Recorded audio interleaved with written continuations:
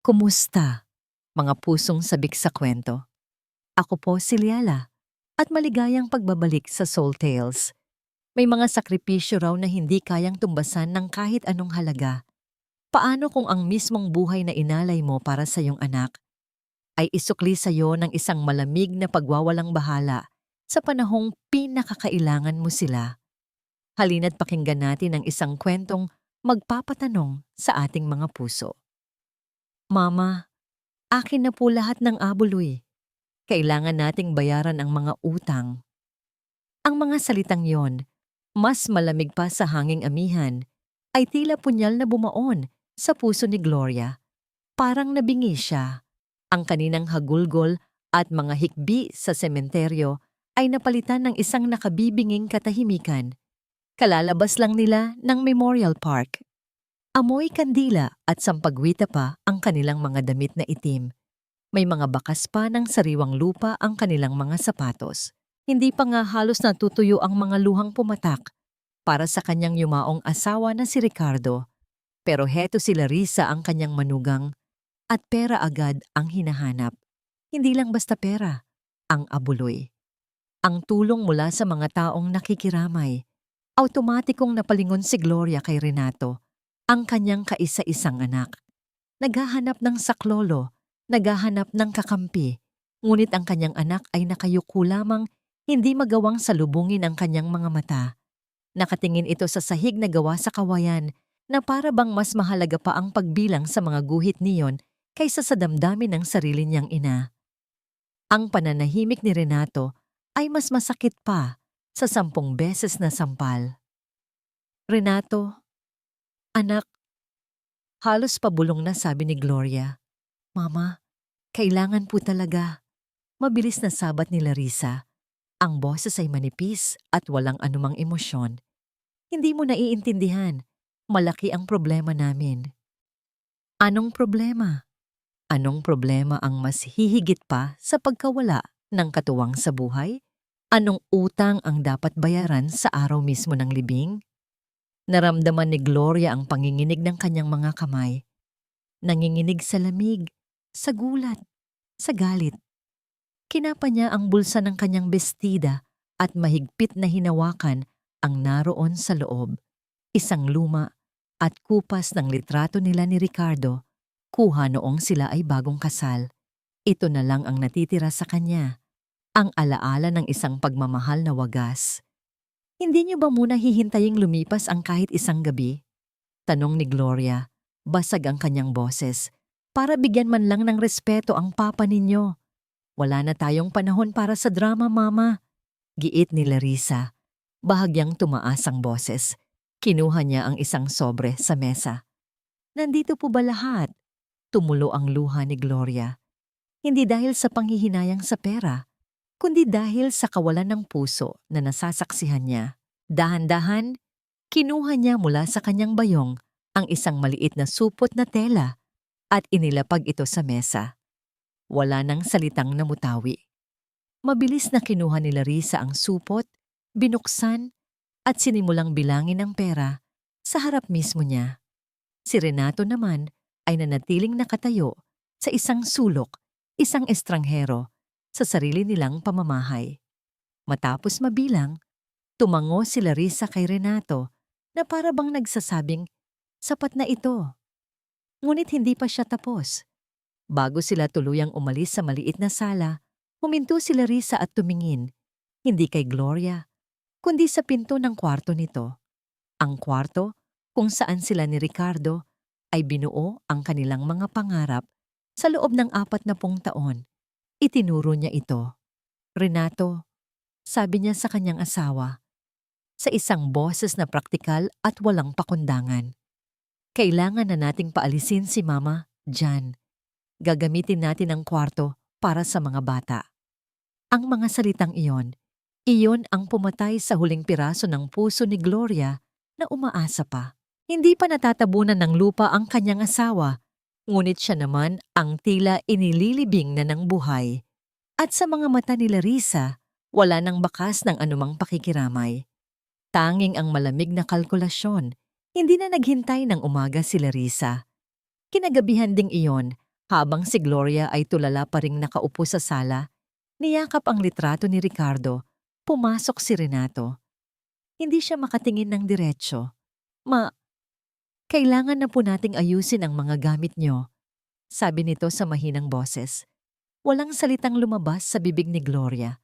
Tumingin lang siya sa kanyang anak, naghahanap ng kahit katiting na awa, ng kahit bahagyang pagsisisi, pero wala. Ang nakita niya ay isang lalaking sunod-sunuran sa asawa. Tumulong si Renato na buhatin ang aparador. Si Larissa naman ang nag-utos kung saan ilalagay ang mga damit, ang mga lumang baul, ang maliit na tokador. At ang lahat ng iyon ay dinala nila sa isang lugar sa likod bahay, ang bodega. Ang bodega na amoy alikabok at pinaghalong luma, madilim, at ang tanging nagbibigay liwanag ay isang bumbilyang mahina, ang sindi na nakasabit sa kisame. Malamig ang sementong sahig at sa mga sulok ay may mga agay-ay na ng gagamba. Inilatag nila roon ang isang lumang papag na kawayan. Iyon na raw ang magiging higaan niya. Pasensya na po, ma. Temporary lang naman to, sabi ni Renato. Bago mabilis na tumalikod at umalis, tila hindi makayanan ang tanawing iyon. Naiwan si Gloria sa gitna ng kadiliman at lamig. Niyakap niya ang kanyang sarili. Ito na ba ang kanyang huling hantungan? Matapos ang lahat ng sakripisyo, sa isang bodega na lang ba siya titira? Ang mga sumunod na araw ay mas naging malupit. Tuwing umaga, padabog na inilalapag ni Larissa ang isang platito sa labas ng pinto ng bodega. Kaning lamig at isang pirasong tuyo. Minsan, tira-tira mula sa kanilang hapunan kagabi. Wala nang allowance para sa palengke, wala nang mainit na kape. Isang hapon, habang nilalamon ang kanin na may kahalong luha na pagdesisyonan ni Gloria, hindi siya maaaring mamatay sa ganitong paraan. Kailangan niyang lumaban. Kailangan niya ng lakas. At iisang tao lang ang alam niyang makapagbibigay niyon sa kanya. Dahan-dahan siyang tumayo, inayos ang kanyang sarili, at lumabas ng bahay. Bawat hakbang palayo sa impyernong iyon ay tila paggaan ng kanyang dibdib. Tinahak niya ang pamilyar na eskinita ng kanilang barangay hanggang sa marating niya ang isang maliit, ngunit malinis na bahay na may mga halamang bougainvillea sa harapan. Kumatok siya. Bumukas ang pinto at bumungad sa kanya ang isang babaeng kasing edad niya, si Esther, ang kanyang matalik na kaibigan. Nang makita ni Esther ang itsura ni Gloria, ang namumutlang mukha, ang nangingitim na ilalim ng mga mata, ang kalungkutang bumabalot sa buong pagkatao nito, agad niya itong hinila papasok at niyakap ng mahigpit. Gloria, anong nangyari sa'yo? Diyos ko! At doon, sa mga bisig ng kanyang kaibigan, humagulhol si Gloria. Ikinuwento niya ang lahat, ang tungkol sa abuloy, ang pagpapalayas sa kanya sa sariling kwarto, ang bodega, ang tira-tirang pagkain. Bawat salita ni Gloria ay tila gatong na nagsindi sa galit ni Esther. Namumula ang kanyang mukha habang nakikinig. Walang hiya sila. Walang utang na loob. Gigil na sabi ni Esther. Matapos ang lahat ng ginawa ninyo ni Ricardo para sa batang yan, ganyan lang ang isusukli sa'yo. Pinunasan ni Esther ang mga luha ni Gloria at iginawa ito ng mainit na tsa. Hindi ito pwede, Gloria. Hindi ka nila pwedeng tratuhin na parang basura. Mariing sabi ni Esther. Naaalala mo ba yung huling usapan namin ni Ricardo bago siya mawala? May sinabi siya sa akin. Umiling si Gloria. Ang mga mata ay puno ng pagtataka. Tumingin si Esther sa kanya. Ang mga mata nito ay nag-aalab. Hindi lang sa galit, kundi sa isang ideyang biglang nabuo. Isang ideyang mapangahas. Hinawakan niya ng mahigpit ang nanginginig na mga kamay ni Gloria. Ang kanyang boses ay bumaba. Naging seryoso at puno ng determinasyon. Gloria, may naisip ako. Isang plano. It's time to fight back. Umupo si Gloria sa silya. Hawak ang mainit na tasa ng tsa na ibinigay ni Esther. Ang panginginig ng kanyang kamay ay unti-unti nang nawawala, napapalitan ng isang kislap ng pag-asa sa kanyang mga mata. "Anong plano, Esther?" tanong niya. "Simple lang," sabi ni Esther, at umupo ito sa tapat niya. Ang mukha ay seryosong-seryoso. "Gagamitin natin ang kasakiman nila laban sa kanila." Yung huling usapan namin ni Ricardo, nabanggit niya sa akin na may itinago daw siyang mahalagang bagay para sa'yo. Para daw sa kinabukasan mo, sakaling mauna siya. Kumunot ang noo ni Gloria. Mahalagang bagay? Pero wala naman siyang sinasabi sa akin. At naibenta na natin ang halos lahat ng ari-arian para sa pag-aaral ni Renato. "Eksakto!" sabi ni Esther, at may ngiti sa kanyang labi. "Hindi natin alam kung ano yon, pero hindi rin nila alam. Ang importante, may maipapakalat tayong kwento, isang kwentong magpapatakam sa kanila." Doon nagsimulang mabuo ang plano. Sa kusina ni Esther, sa ibabaw ng kanilang mga tasa ng tsa, binuo nila ang isang obra maestra ng panlilinlang. Ang sentro ng plano, ang isang luma at malaking baul na gawa sa narra. Ang baul ni Ricardo. Naalala ito ni Gloria. Nakatambak lang iyon sa pinakasulok ng bodega, natatabunan ng mga lumang kahon at sirang gamit. Sa loob niyon ay mga lumang damit lang ni Ricardo at ilang mga sulat. Pero para sa kanilang plano, ang baul na yon ang magiging sisidlan ng isang kayamanang hindi pa natutuklasan. "Mula ngayon, Gloria," utos ni Esther, tila isang direktor ng pelikula. "Ikaw ang kaawa-awang biyuda, malungkutin, laging tulala, laging may binubulong tungkol sa nakaraan. At ako naman ang magiging tsismosang best friend mo." Napangiti si Gloria sa unang pagkakataon sa loob ng maraming araw. "At paano malalaman ni Renato ang tungkol sa baul?" "Hayaan mo akong bahala dyan," sagot ni Esther at kumindat ito. "Mayroon akong network, mas mabilis pa sa social media." Kinabukasan, sinimulan ni Gloria ang kanyang pag-arte. Nang iabot ni Larissa ang kanyang karaniwang almusal na kaning lamig, kinuha niya iyon ng may nanginginig na kamay at umupo sa isang sulok, nakatingin sa kawalan. Nagulat si Larissa sa pagbabago, pero hindi na lang ito umimik. Samantala, si Esther naman ay pumunta sa palengke, hindi para mamili, kundi para maghahasik ng binhi. Saktong-sakto, nakita niya si Aling Nena, ang may-ari ng tanging sari-sari store sa kanilang kalye at ang reyna ng lahat ng tsismis. "Nena, kumusta?" bati ni Esther, at pagkatapos ng ilang palitan ng kwentuhan, ibinaba niya ang kanyang boses. "Alam mo ba, kawawa naman si Gloria. Laging binabanggit si Ricardo. May sinasabi tungkol sa isang lihim na pamana daw na itinago sa isang lumang baul. Naku, baka naman nababaliw na ang kaibigan ko sa sobrang pagluluksa." Sinabi yun ni Esther na may kasamang pag-aalala, pero alam niyang ang lason ay kumakalat na. Bago magtanghali, ang kwento tungkol sa lihim na pamana ni Mang Ricardo ay usap-usapan na sa buong barangay. Hapon na nang isagawa ni Gloria ang susunod na hakbang. Alam niyang oras na yon para umuwi si Larissa galing sa pakikipagtsismisan sa kapitbahay. Nagkunwari siyang may hinahanap sa mga lumang gamit sa bodega. Nang marinig niya ang mga yabag ni Larissa na papalapit, sinadya niyang tamaan ng isang pirasong kahoy ang baul na bakal. Isang malakas na kalampag ang umaling-awngaw. "Ano yon?" Napatalon si Gloria na parang nagulat. Lumingon siya at nakita niya si Larissa na nakatayo sa may pinto. Nakataas ang isang kilay. Wala! Wala, anak!" Mautal-utal na sabi ni Gloria.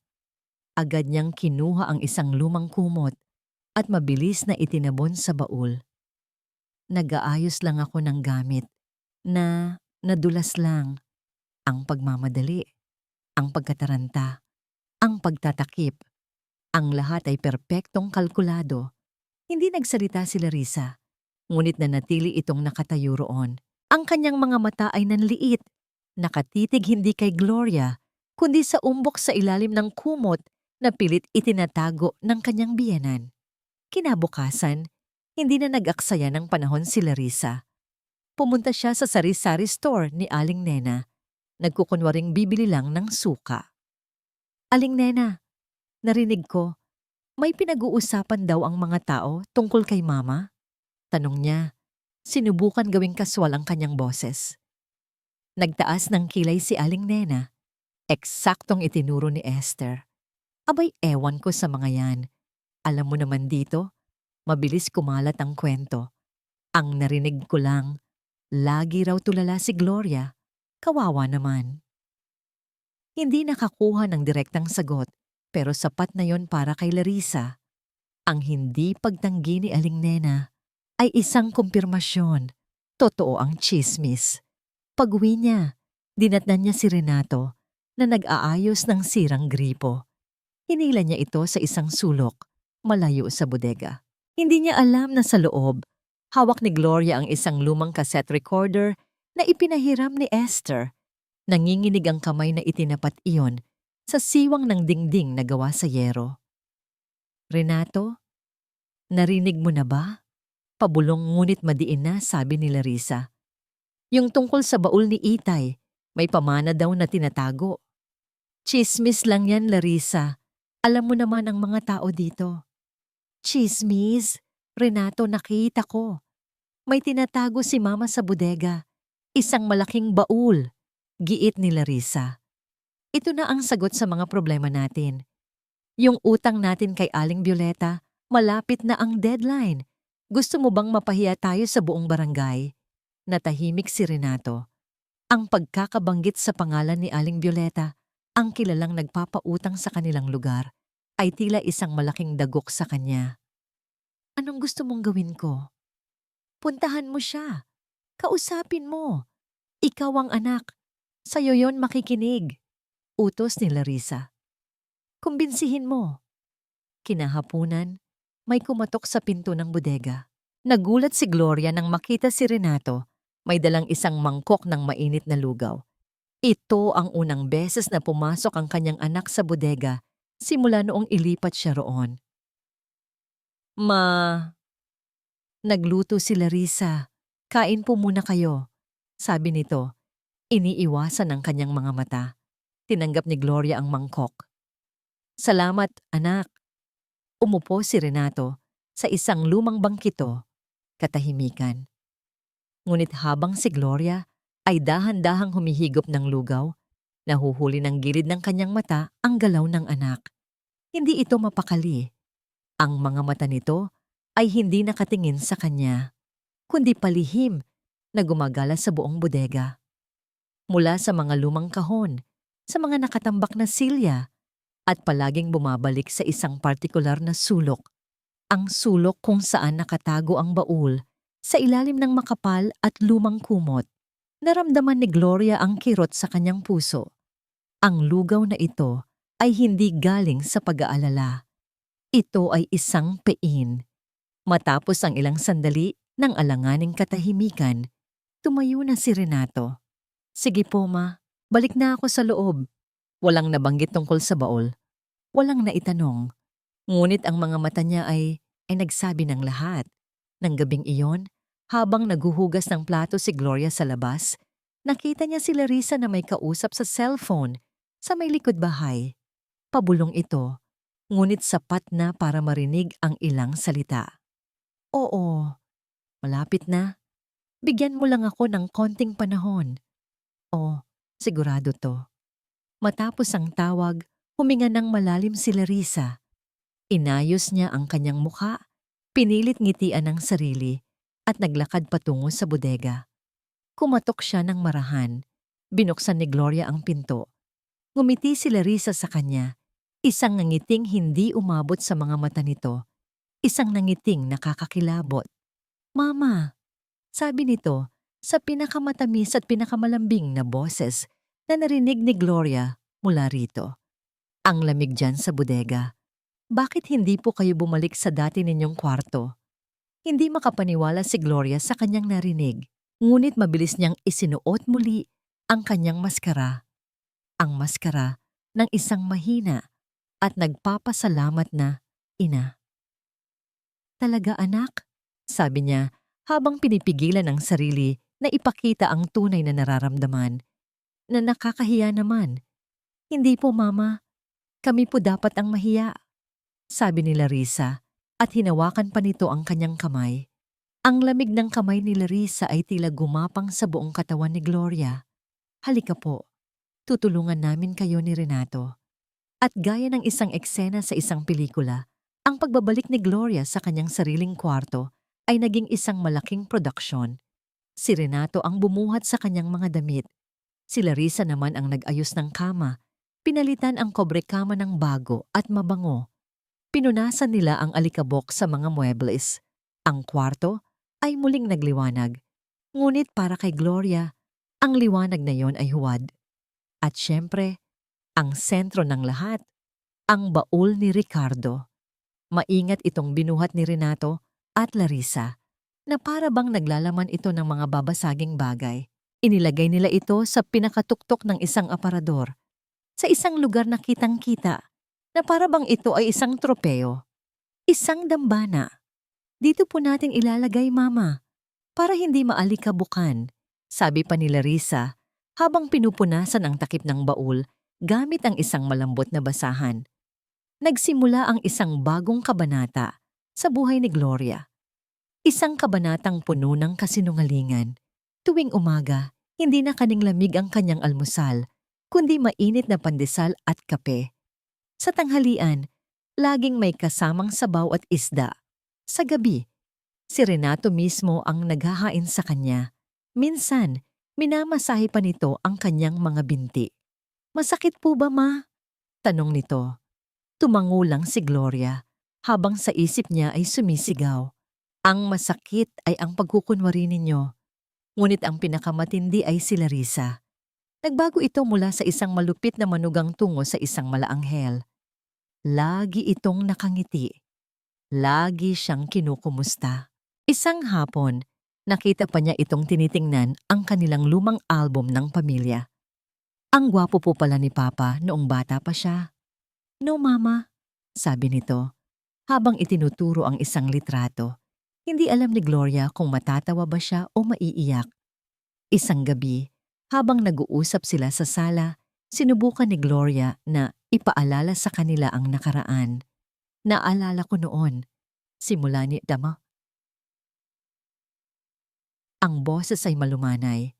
"Noong panahong hirap na hirap kami ng papa ninyo, minsan, kinailangan niyang ibenta yung paborito niyang relo para lang may pambili tayo ng bigas at pambayad sa tuition fee ni Renato." Tumingin siya sa kanyang anak. Nakita niya ang bahagyang pagbabago sa mukha ni Renato, isang kislap ng pagkakasala. Ngunit mabilis iyong nawala nang sumabat si Larissa. "Ganyan po talaga ang mga magulang, di ba? Gagawin ang lahat para sa anak.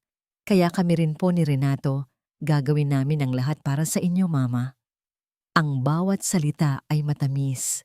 Ang bawat salita ay isang kasinungalingan. Ang bawat salita ay nare-record sa maliit na cassette recorder na lagi niyang itinatago sa ilalim ng kanyang unan. Kinagabihan, hindi makatulog si Gloria. Mayroon siyang masamang kutob. Nakapikit siya, ngunit gising ang kanyang diwa. Pagpatak ng 1:00 ng madaling araw, narinig niya iyon.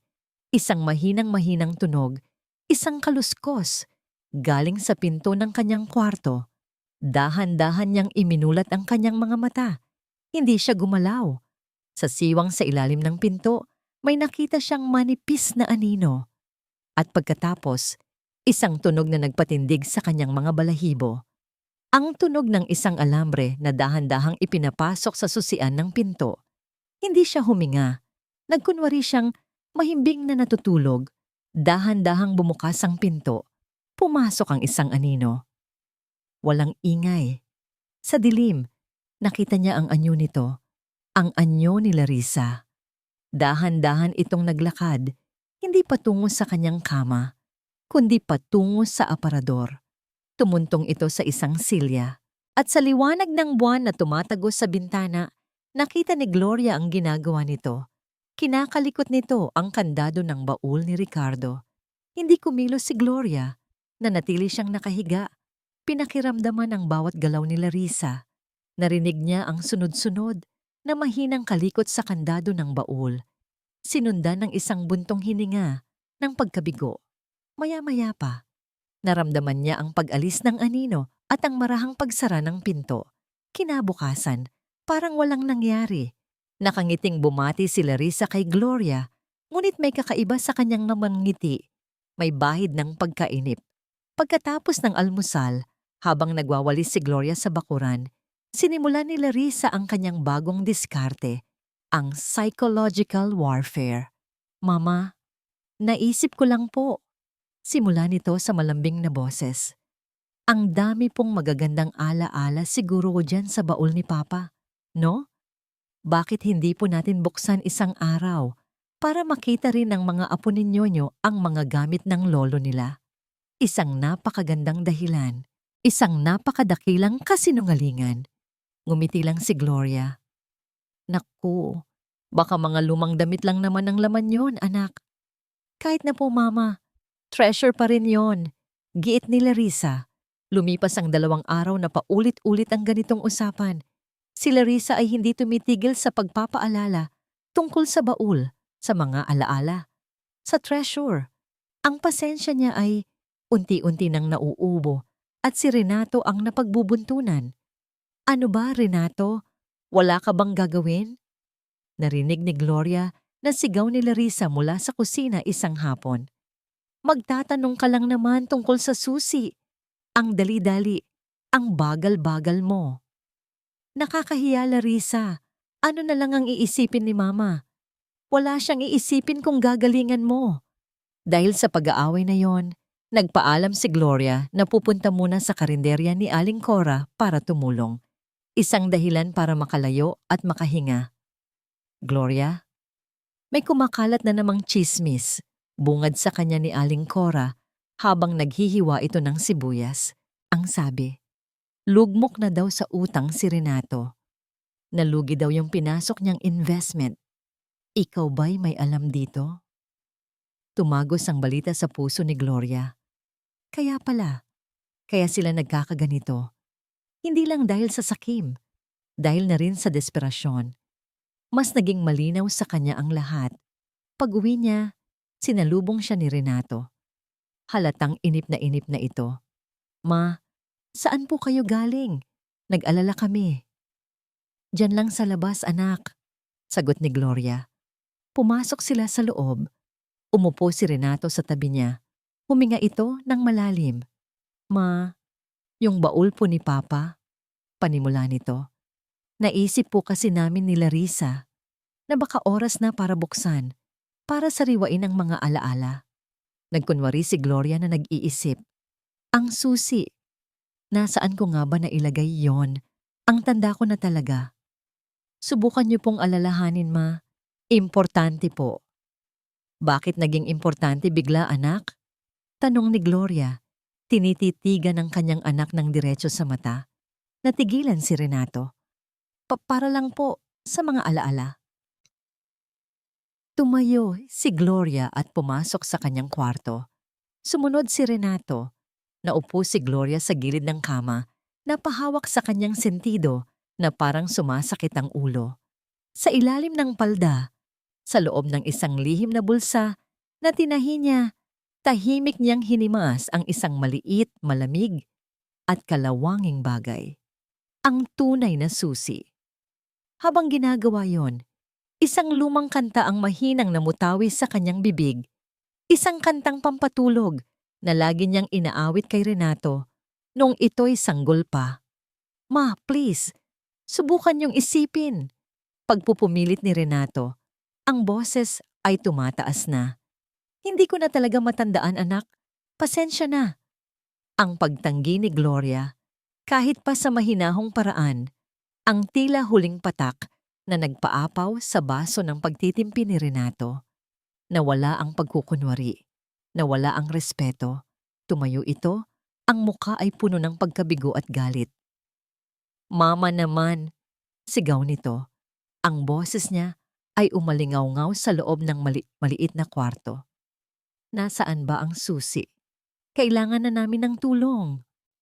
Ang sigaw ni Renato ay parang kulog na yumanig sa buong kwarto. Natigilan si Gloria, hindi dahil sa takot, kundi dahil sa sakit. Ito ang unang beses sa 60 taon niya sa mundo na sinigawan siya ng kanyang kaisa-isang anak. Kailangan niyo ng tulong. Ulit ni Gloria, ang boses niya ay mahina, ngunit puno ng bigat. Anong tulong, Renato? Ma, malaki ang utang namin. Halos pasukong sabi ni Renato na pasabunot sa sariling buhok. Nalugi ang negosyo kapag hindi kami nakabayad. Hindi ko alam kung anong mangyayari sa amin, sa mga anak ko. Tumingin si Gloria sa kanyang anak. Nakita niya ang isang desperadong lalaki. Ngunit sa ilalim ng desperasyong yon, nakita niya ang isang batang hindi natutong tumayo sa sariling mga paa. Dahan-dahan siyang tumayo. Naglakad siya patungo sa lumang aparador at kinuha mula roon ang isang maliit na kahon. Binuksan niya ito. Sa loob ay hindi alahas, kundi mga bagay na walang halaga sa pera, pero may bigat sa alaala. Ang unang sapatos ni Renato, ang kanyang medalya noong elementarya, ang litrato niya noong graduation. Naaalala mo ba ito, anak? Sabi ni Gloria. Ipinakita ang isang lumang passbook ng bangko. Halos wala ng laman. Ito ang ipon namin ng papa mo para sa pagre-retiro namin. Pero noong sinabi mong gusto mong magtayo ng sarili mong computer shop, hindi kami nagdalawang isip. Ibinigay namin sa iyo ang lahat. Napaiwas ng tingin si Renato. Naaalala mo ba noong nagkasakit ng malubha si Larissa at kailangan siyang operahan? Isinangla namin ang titulo ng bahay at lupa na ito para lang mailigtas siya. Ang bawat salita ni Gloria ay hindi panunumbat. Ito ay isang paalala. Isang masakit na paalala ng mga sakripisyong tila nakalimutan na. Ang lahat ng meron kami, Renato, ibinigay namin sa'yo. Walang natira para sa amin. Dahil ang akala namin, ang pagmamahal na yon ay sapat na. Akala namin, yon ang aming investment, ang aming tunay na kayamanan. Pero nagkamali pala kami. Lumapit si Gloria sa kanyang anak. Hinawakan niya ang kamay nito at itinaas. Ipinakita niya ang sarili niyang mga palad, magaspang, kulubot, at may mga kalyo mula sa dekada ng paglalabada para lang makapagtapos siya. Ito, sabi ni Gloria, nanginginig ang boses. Ito ang tunay na kayamanan na ipinamana ko sa iyo, anak. Ang pagod at puyat, ang bawat patak ng pawis, iyan ang utang na loob na sinasabi nila. Pero hindi ko yan sinisingil. Ang hinihiling ko lang sana ay kaunting respeto. Sa unang pagkakataon, nakita ni Gloria ang tunay na pagsisisi sa mga mata ni Renato. Hindi dahil sa takot kay Larissa, kundi dahil sa hiya sa sarili niya. Nakita niya ang anak niyang muling bumalik kahit sa isang saglit lang. Umatras ito, napasandal sa dingding at dahan-dahang napaupo sa sahig. Ang mukha ay nakasubsob sa kanyang mga palad. Umiiyak. Ngunit ang sandaling iyon ay biglang naputol. Bumukas ang pinto. Pumasok si Larissa. Nakita niya ang umiiyak na asawa at ang nakatayong si Gloria. Agad niyang naintindihan ang nangyari. Ang kanyang mukha ay naging kasing tigas ng bato. Renato, tumayo ka dyan, utos niya. Nag-angat ng tingin si Renato. Ang mga mata ay namumugto. Larissa, tama na. Ngunit hindi nakinig si Larissa. Tiningnan niya si Renato nang may pagkasuklam bago ibinaling ang matalim na tingin kay Gloria. Nawala na ang lahat ng pagkukunwari. Ang natira na lang ay ang purong kasakiman. Mama, malapit na ang fiesta, sabi niya. Ang boses ay malamig at puno ng pagbabanta. Maraming tao, maraming bisita. Siguro panahon na para buksan ang baul, para sa kapakanan ng buong pamilya. Iyon ay hindi isang mungkahi. Iyon ay isang ultimatum. Ang ultimatum ni Larissa ay nakabitin sa hangin. mabigat at hindi maalis. Ang araw ng fiesta ng barangay, ang itinakda nilang araw ng paghuhukom. Ang mga sumunod na araw ay kakaiba. Ang tensyon sa loob ng bahay ay halos hinihiwa sa kapal, ngunit sa labas, isang perpektong pamilya ang kanilang ipinapakita. Nagsimulang maging abala ang buong kalye. Ang mga makukulay na banderitas ay isinabit sa bawat poste. Ang malakas na tunog ng videoke ay maririnig mula sa magkabilang bahay. Amoy ng barbecue at iba't ibang luto ang naghahalo sa hangin. Pista na. At sa gitna ng kasayahang ito, sina Renato at Larissa ay gumanap bilang mga perpektong anak. Si Renato ay tumutulong sa pag-aayos ng mga upuan sa labas. Si Larissa naman, abala sa pamimigay ng merienda sa mga kapitbahay. Naku, tikman ninyo itong ginawa kong biko, sabi niya sa mga katsismisan ni Aling Nena. Paborito kasi ni Mama. Gusto ko siyang laging masaya, lalo na't wala na si Papa. Napapailing na lang si Gloria habang pinapanood ang lahat mula sa bintana.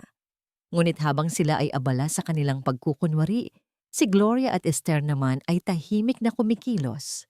Naimbitahan ko na sila, bulong ni Esther kay Gloria isang umaga habang nagkakape sila. Si Kapitan, para may awtoridad. Si Aling Nena, para siguradong kumalat ang resulta. At syempre, ang mahal nating si Aling Cora.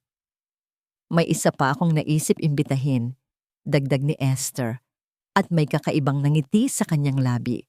Isang special guest para mas maging exciting ang party. Hindi na nagtanong si Gloria kung sino. Buo ang kanyang tiwala sa kaibigan. Ang kailangan na lang niyang gawin ay ihanda ang kanyang sarili. Hapon, bago ang araw ng pista, pumunta si Gloria sa karinderya ni Aling Cora. Walang gaanong tao. Umupo lang siya sa isang sulok. Lumapit si Aling Cora at naupo sa tapat niya. Walang imik. Hindi na nila kailangang mag-usap. Sa katahimikan, nagkakaintindihan sila. Ang bawat buntong hininga ni Gloria ay puno ng bigat. At ang bawat pagtango ni Aling Cora ay puno ng suporta. Bago umalis si Gloria, iniabutan siya ni Aling Cora ng isang maliit na bilao ng sapin-sapin. Para sa lakas mo bukas, sabi lang nito. Naluha si Gloria, tumango siya at tinanggap iyon. Ang simpleng kakanin na yon ay parang isang sandata na nagbigay sa kanya ng tapang. Dumating ang gabi bago ang fiesta. Tapos nang maghanda ang lahat, maingay pa sa labas, pero sa loob ng kwarto ni Gloria, payapa. Tahimik niyang isinara ang pinto. Nilapitan niya ang aparador kung saan nakapatong ang baul ni Ricardo. Hinaplos niya ang malamig na kahoy nito, ang kahoy na saksi sa kanilang pagmamahalan. Napapikit siya. Ang lahat ng alaala, ang hirap, ang saya, ang mga sakripisyo ay bumalik sa kanya. Ang lahat ng ginagawa niya ay para mapanatiling buo ang alaala na yon. Idinikit niya ang kanyang noo sa baul. Ricardo, mahal ko, bulong niya sa hangin. Ang boses ay halos hindi marinig. Bigyan mo ako ng lakas para sa pamilya natin. Dumating ang araw ng pista. Ang bahay ni na Gloria ay naging sentro ng atensyon. Naghanda ng pansit, menudo, at iba't ibang putahe sina Renato at Larissa. Ang bawat bisitang dumarating ay binabati nila ng malawak na ngiti. Tuloy po kayo. Magsaya po tayo. Unti-unting dumating ang mga espesyal na panauhin na inimbita ni Esther. Si Kapitan De Los Santos na may dala pang isang bote ng alak. Si Aling Nena na ang mga mata ay tila scanner. Hindi pinalalampas ang kahit anong detalye. Si Aling Cora na tahimik na umupo sa isang sulok nagmamasid. At ang huling dumating, ang special guest ni Esther, si Aling Violeta. Ang matabang babaeng nagpapautang na kilala sa buong barangay sa kanyang malakas na boses at walang awang paniningil. Nang makita siya ni na Renato at Larissa, agad silang namutla. Ngunit huli na ang lahat.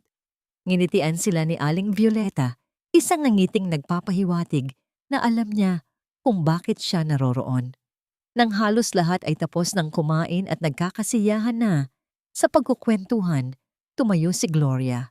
Kinuha niya ang isang kutsara at marahang itiningting sa baso.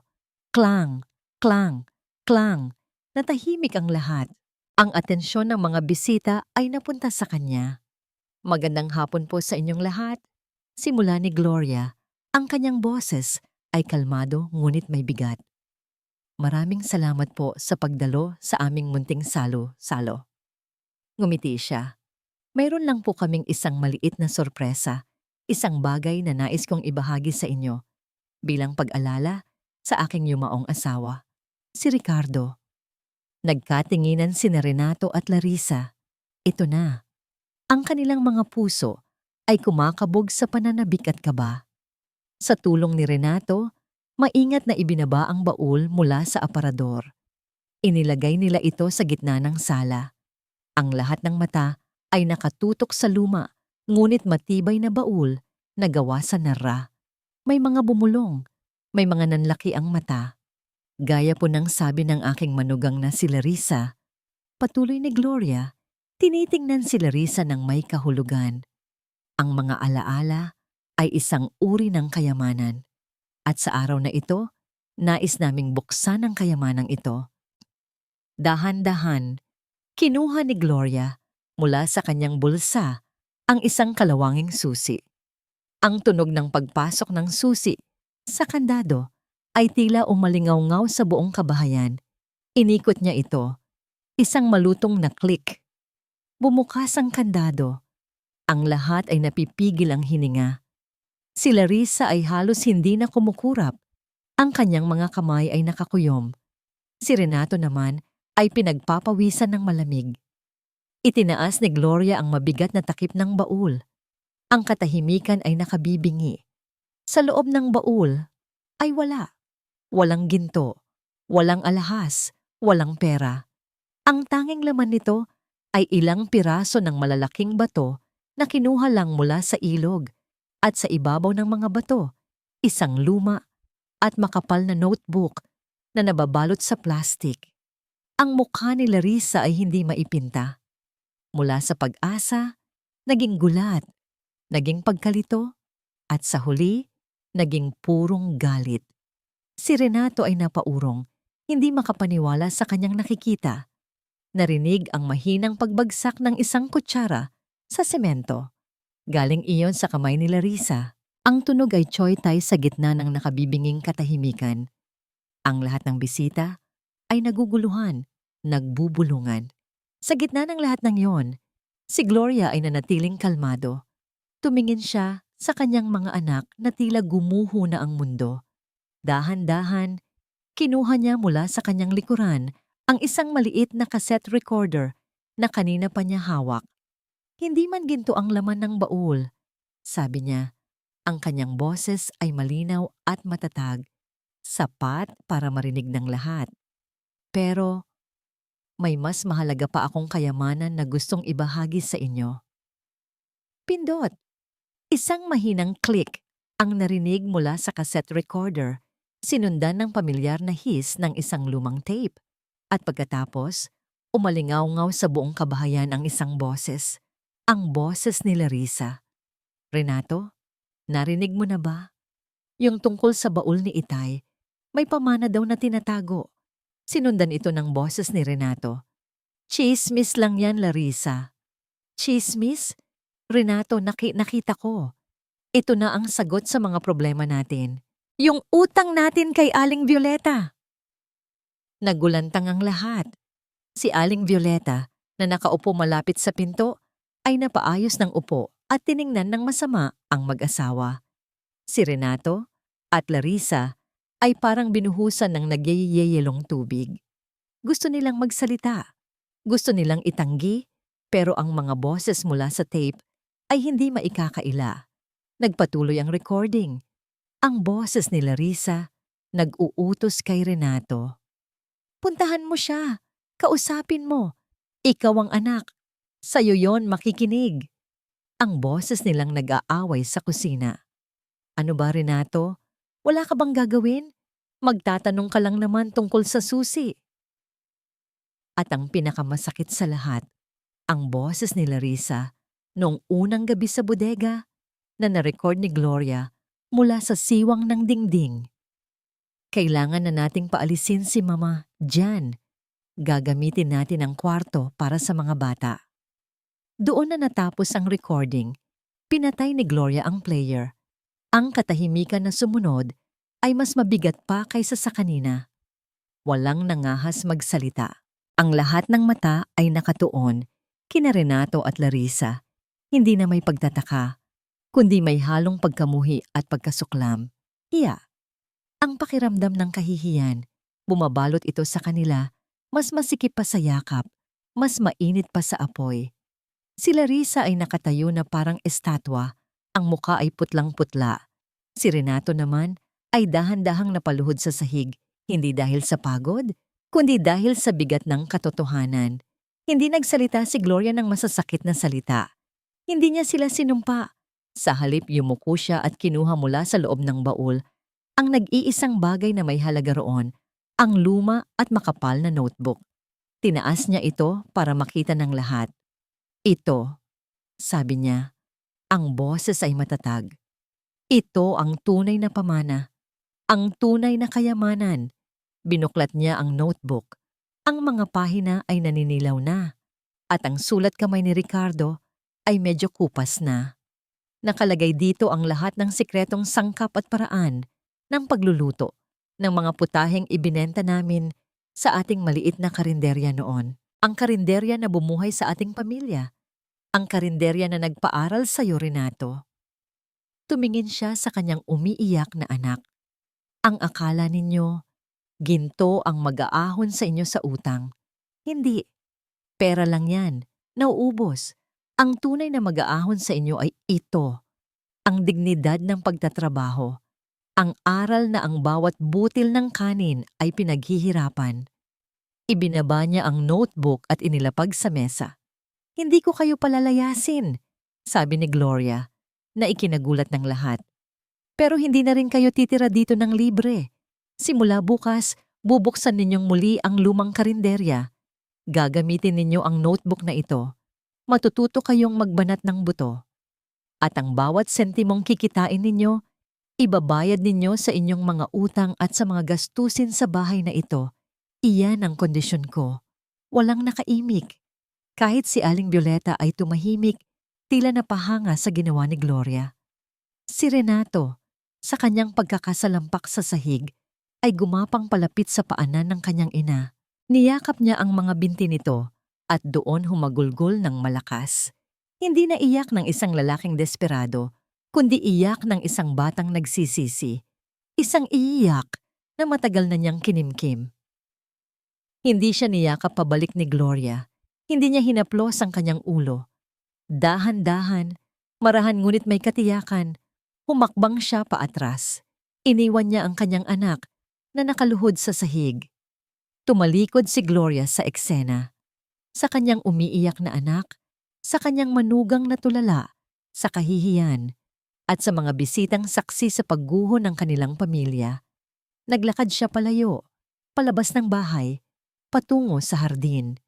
Iniwan niya sila roon para harapin ang kanilang sariling mga demonyo at ang matalas na paghuhusga ng mga taong nasa paligid nila. Lumipas ang 1 linggo. Ang fiesta ay tapos na, pero ang chismis tungkol sa pamilya Mendoza ay hindi pa humuhupa. Ito ang naging paboritong paksa sa tindahan ni Aling Nena, sa mga nag-iinuman sa kanto at sa mga naglalaro ng tong-its. Ang bahay ni na Gloria ay naging tahimik. Si Gloria ay bumalik sa bodega, hindi dahil pinalayas siya, kundi dahil iyon ang pinili niya. Kailangan niya ng espasyo. Kailangan din nilang matuto sa sarili nila. Sina Renato at Larissa naman ay tila mga anino sa loob ng bahay. Halos hindi sila lumalabas. Ang bigat ng kahihiyan ay nakadagan sa kanilang mga balikat. Walang kumakausap sa kanila sa labas. Kapag naglalakad sila, nararamdaman nila ang mga matang nakatitig at naririnig ang mga pabulong na usapan. Hindi na ako makatagal dito, Renato, sabi ni Larissa isang gabi. Ang boses ay puno ng hinanakit. Pinagtitinginan tayo ng lahat. Pinagtatawanan. Anong gusto mong gawin natin, Larissa? Lumayas? Sagot ni Renato. Sa unang pagkakataon ay may diin at awtoridad ang kanyang boses. Para ano? Para takbuhan ng mga problema? Hindi. Tapos na ako dyan. Kinabukasan, isang bagay na hindi inaasahan ang nangyari. Nakita ni Gloria si Renato na naglalabas ng mga lumang gamit mula sa dating karinderya sa harap ng kanilang bahay. Isang maliit na espasyo na matagal nang ginawang imbakan, puno ng alikabok at agiyo. Tinulungan siya ni Larissa. Walang imik, walang reklamo. Nagwalis si Larissa, nagpunas ng mga mesa. Si Renato naman ay nagkumpuni ng mga sirang upuan at naglinis ng maruming lababo. Mula sa bintana ng bodega, pinanood sila ni Gloria. Walang tulong, walang salita. Hinayaan niya silang kumilos. Nang sumunod na araw, binuksan nila ang notebook ni Ricardo. Sinubukan nilang lutuin ang famosong menudo ng kanilang ama. Ang unang luto, sunog. Ang pangalawa, matabang. Nagtalo sila. Nagkasigawan. Muntik nang sumuko si Larissa. Hindi ko kaya to. Hindi ako marunong. Matututo ka. Matututo tayo. Giit ni Renato. Sa gitna ng kanilang pagtatalo, nakita ni Larissa ang kanyang asawa, ang Renato na minahal niya noon. Hindi ang lalaking sunod-sunuran, kundi ang lalaking may paninindigan. Humupa ang kanyang galit. Tumango na lang siya at kumuha ulit ng panibagong mga sangkap. Isang hapon, habang nag-aayos sila, isang insidente ang nagpabago sa lahat. Nadulas ang kutsilyo sa kamay ni Larissa habang naghihiwa siya ng bawang at nasugatan ang kanyang daliri. Aray! Mabilis na lumapit si Renato. Kumuha siya ng malinis na basahan at gamot. Habang ginagamot niya ang sugat, napatingin si Larissa sa kanilang mga kamay. Ang kamay niya, na dati laging malinis at may nail polish, ngayon ay may mga kalyo na at may sugat pa. Ang kamay ni Renato, na dati laging nasa cellphone, ngayon ay magaspang at may grasa. Sa unang pagkakataon sa loob ng napakatagal na panahon, nagkatinginan sila hindi dahil sa pera o problema, kundi dahil sa pagdadamayan. Walang salita. Pero sa tingin na iyon, mayroong pag-unawa. Makalipas ang isa pang linggo, sa wakas ay nabuksan nila ang karinderya. Naglagay sila ng isang maliit na karatulang sulat kamay. Ricardo's. Walang gaanong customer noong unang araw. Karamihan ay mga tsismoso lang na dumadaan para tumingin. Ngunit isang tao ang huminto at pumasok, si Aling Cora. Umupo siya sa isang mesa. Tiningnan niya ang buong paligid, ang mga bagong linis na sahig, ang mga lumang mesa. Tiningnan niya sina Renato at Larissa. May pagsusuri sa kanyang mga mata, may pag-aalinlangan, ngunit meron ding bahagyang pag-asa. Lumapit si Renato, dala ang isang maliit na menu. Tumingin si Aling Cora sa kanya. At sa wakas nagsalita. Patingin nga ng menudo niyo. Nakahanda si Renato na ipaliwanag ang mga sangkap at ang bagong presyo, ngunit pinutol siya ni Aling Cora. Hindi mo na kailangang sabihin, sabi ni Aling Cora, nakatingin ng diretso kay Renato. Ang importanteng malaman ko ay, sinunod ninyo ba ang puso niyo sa pagluluto? Napatingin si Renato kay Larissa.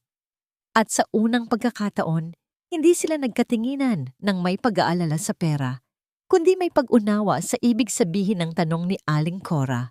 Opo, Aling Cora, sagot ni Renato. Sinunod po namin. Umorder si Aling Cora ng isang platong menudo. Nang matikman niya, pumikit ito. Napangiti. Masarap, sabi niya. Parang luto ni Ricardo. Ang mga salitang yon ay tila musika sa taingan ni Renato at Larissa. 1 linggo, 2 linggo, Unti-unting dumarami ang mga customer, hindi sa isang iglap, kundi dahan-dahan. May mga curious lang, may mga gustong makita ang pamilyang pinag-uusapan, pero karamihan ay bumalik dahil sa lasa. Sa lasa ng pag-asang nararamdaman sa bawat kagat. Si Gloria, mula sa bodega, ay naamoy ang mga niluluto nila. Ngunit hindi siya lumalapit, hindi siya nakikialam. Hinayaan niya silang lumipad, kahit pa sa simula ay paika-ika. Isang hapon, pagkatapos ng arawan, nilapitan ni Renato si Gloria sa bodega.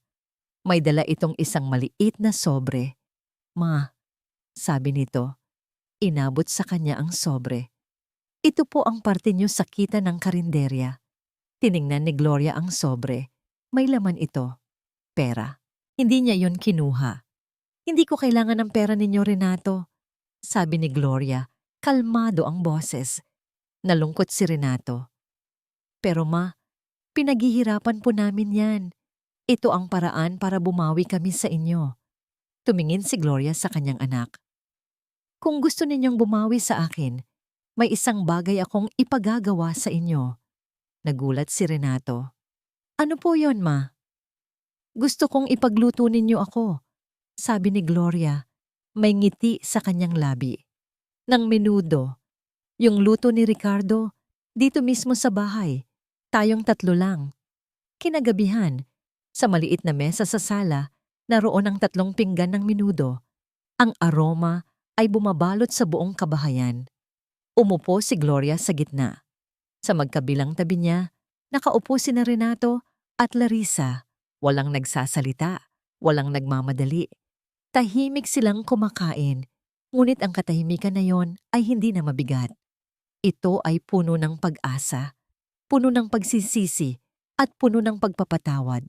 Sa kalagitnaan ng pagkain, kumuha si Renato ng isang pirasong patatas at inilagay sa pinggan ng kanyang ina. Isang simpleng kilos, isang kilos na matagal nang hindi niya nagagawa. Tumingin si Gloria sa kanyang anak. At sa unang pagkakataon, matapos ang lahat ng pinagdaanan, isang tunay na ngiti ang namutawi sa kanyang mga labi. Ang ngiting iyon ay hindi pa lubos na nagpapatawad, ngunit ito ay isang ngiting nangangako ng isang bagong simula. Isang ngiting nagsasabing, "Sige anak, subukan ninyo ulit. Nandito pa rin ako."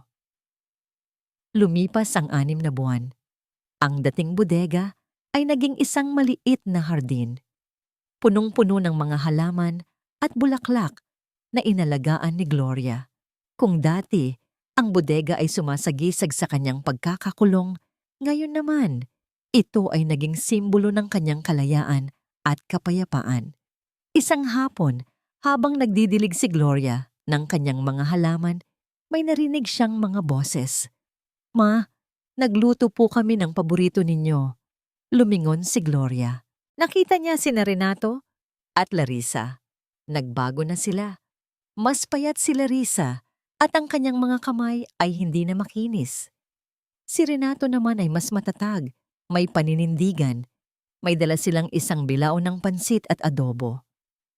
Kumusta ang karinderya ninyo? Tanong ni Gloria. Ang boses ay puno ng pagmamahal.